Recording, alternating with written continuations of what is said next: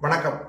ஒரு பாட்டை கேட்டால் ஒரு தன்னம்பிக்கை, ஒரு தெம்பு, ஒரு உற்சாகம் கிடைக்கணும் அப்படின்னா என்னடா வாழ்க்கை இது அப்படின்னு நொந்து போய் உட்காரும்போது, பயங்கரமான குழப்பத்தில் இருக்கும்போது, அடுத்து என்ன செய்யறது அப்படிங்கிற ஒரு தெளிவு இல்லாத போது, ஒரு பாடலை கேட்ட அடுத்த நொடியே சரி நடந்தது நடந்து போச்சு, இதுக்கப்புறமும் என்ன நடந்தாலும் நடக்கட்டும், எதா இருந்தாலும் தைரியமாக நம்ம எதிர்கொள்வோம், என்ன பிரச்சனை வந்தாலும் சரி ஆனது ஆகட்டும், எது நடந்தாலும் பார்த்துக்குவோம் அப்படிங்கிற ஒரு அசாத்தியமான ஒரு தைரியம், ஒரு துணிச்சல், ஒரு தன்னம்பிக்கை, அத்தனையையும் ஒரு பாட்டில் நம்ம பெற முடியுமா அப்படின்னா, கவியரசர் கண்ணதாசன் அவர்கள் எழுதி மெல்லிசை மன்னர்கள் விஸ்வநாதன் ராமமூர்த்தி இசையில் டிஎம்எஸ் அவர்கள் பாடிய இந்த பாடல் பணத்தோட்டம் அப்படிங்கிற திரைப்படத்தில் இடம்பெற்ற என்னதான் நடக்கும் நடக்கட்டுமே, இருட்டினில் நீதி மறையட்டுமே, தன்னாலே வெளிவரும் தயங்காதே,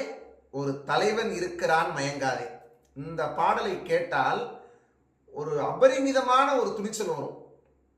ஏன்னா கவியரசருடைய வரிகள் ஒவ்வொன்றும் செதுக்கியிருப்பாரு. அதை தாண்டி டிஎம்எஸ் அவர்கள் இந்த பாட்டை பாடின விதம் ஒன்றும் வேணாம், அதில் ஒரே ஒரு சவுண்டு போதுங்க, ஹ அப்படின்னு ஒரு சவுண்டு. அதை டிஎம்எஸ் கொடுத்துருக்கிற விதம் இருக்கு பாருங்க, ஒரு பயங்கர ஒரு தைரியத்தை நமக்கு கொடுக்கும். இந்த வரிகளோட சேர்ந்து இந்த சத்தமும் வரும்போது, மெல்லிசை மன்னர்களுடைய இசையோட சேர்ந்து இழைந்து அந்த சத்தமும் வருகிற போது, இப்போ இந்த பாட்டு எப்படி ஆரம்பிக்கும்னா மேண்டலின்ல ஆரம்பிப்பாங்க. மேண்டலின், அதை தொடர்ந்து அக்கார்டின் பீஸ் ஒன்று வரும். அதை தொடர்ந்து பல்லவி எப்படி ஆரம்பிப்பாங்க அப்படின்னா, என்னதான் நடக்கும் நடக்கட்டுமே, இருட்டினில் நீதி மறையட்டுமே, தன்னாலே வெளிவரும் தயங்காதே, ஒரு தலைவன் இருக்கிறான் மயங்காதே. இதை பாடிட்டு ஹ அப்படிங்கிறதோட இந்த பல்லவி முடியும். அதை தொடர்ந்து அக்கார்டின் பீஸ் வரும், வயலின், ஃப்ளூட்டு, இதெல்லாம் தொடர்ந்து வந்துகிட்டே இருக்கும் சரணம் ஆரம்பிக்கிற வரைக்கும். அதுக்கடுத்து முதல் சரணம் எப்படி போட்டிருப்பாரு கவியரசர் அப்படின்னா, பின்னாலே தெரிவது அடிச்சுவடு, முன்னாலே இருப்பது அவன் வீடு, நடுவினிலே நீ விளையாடு, நல்லதை நினைத்தே போராடு அப்படின்னு முதல் சரணத்தை போட்டிருப்பாரு. அதுக்கு பிறகு ரெண்டாவது இடையிசை வரும். இந்த ஒவ்வொரு இடையிசையுமே வேற வேற மாதிரி போட்டிருப்பாரு. எந்த ஆர்டர்ல போட்டிருப்பாரு அப்படின்னா, பல்லவி துவங்கிறதுக்கு முன்னாடி ஒரு இசை ஒன்று வரும், அதுக்கடுத்து சரணத்துக்கு முதல் சரணத்துக்கு முன்னாடி ஒரு இசை ஒன்று வரும், அதுக்கடுத்து ரெண்டாவது சரணத்துக்கு முன்னாடி வேற ஒரு இசை வரும், மூணாவது சரணத்துக்கு முன்னாடி வேற ஒரு இசை வராது, முதல் சரணத்துக்கு முன்னாடி வந்த இசையே திரும்ப வரும். அந்த ஆர்டர்ல இந்த பாட்டு இசை போடப்பட்டிருக்கும். ரொம்ப அற்புதமா இருக்கும் மெல்லிசை மன்னர்களுடைய இசை. அந்த வரிகளை எந்த விதத்திலும் பாதிக்காத அளவுக்கு அந்த வரிகளும் தெளிவா நம்ம காதுல கேட்கும். அதே நேரத்தில் இசை கோர்ப்பும் ரொம்ப ரொம்ப நேர்த்தியா இருக்கும். இதுதான் இந்த பாட்டில் இருக்கக்கூடிய ஒரு மிகப்பெரிய சிறப்பு. அது மாதிரி ரெண்டாவது சரணம் அது எப்படி போட்டிருப்பாரு கவியரசர் வரிகள் அப்படின்னா, உலகத்தில் திருடர்கள் சரிபாதி, ஊமைகள் குருடர்கள் அதில் பாதி, கலகத்தில் பிறப்பதுதான் நீதி, மனம் கலங்காதே மதி மயங்காதே.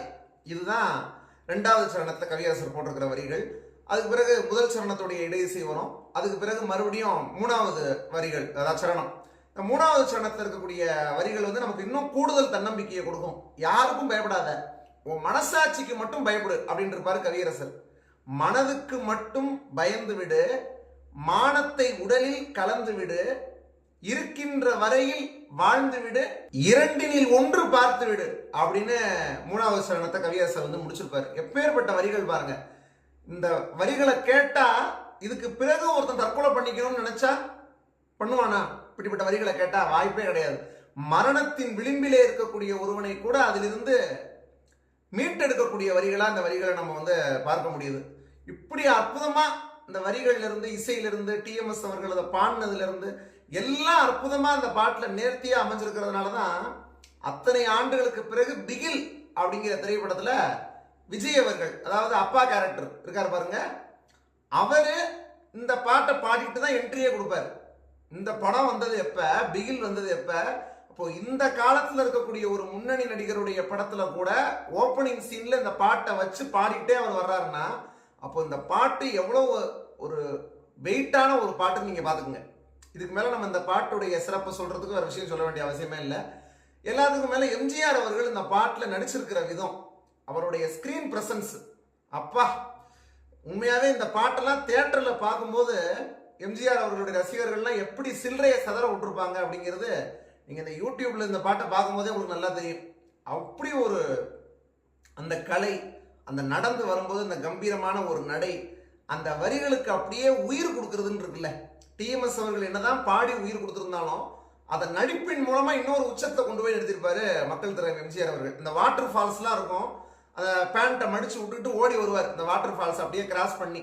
அந்த இடமா இருக்கட்டும், இன்னொரு இடத்துல மெதுவாக தான் நடந்து வருவார். அது ஒரு ஸ்டைலாக இருக்கும், தனி ஸ்டைலாக இருக்கும். அதை பார்க்கும்போது அவ்வளோ அழகாக இருக்கும். அது இப்படி ஒவ்வொரு நடையிலையும் ஒவ்வொரு சின்ன சின்ன அசைவுலையும் இப்படி கையை தூக்குறதுல இருந்து சிரிப்புல இருந்து ஹா அப்படின்னு சொல்லி டிஎம்எஸ் அவர்கள் சொல்லும்போது அது அப்படியே எம்ஜிஆர் அவர்களே சொல்ற மாதிரி ஒரு உணர்வு இருக்கும். அதை நம்ம பார்க்கும்போது இப்படி ஒவ்வொன்றும் சிறப்பாக இருக்கும். அது மாதிரி இந்த பாட்டு முடியும் போது ஒரு ஹம்மிங் வரும்.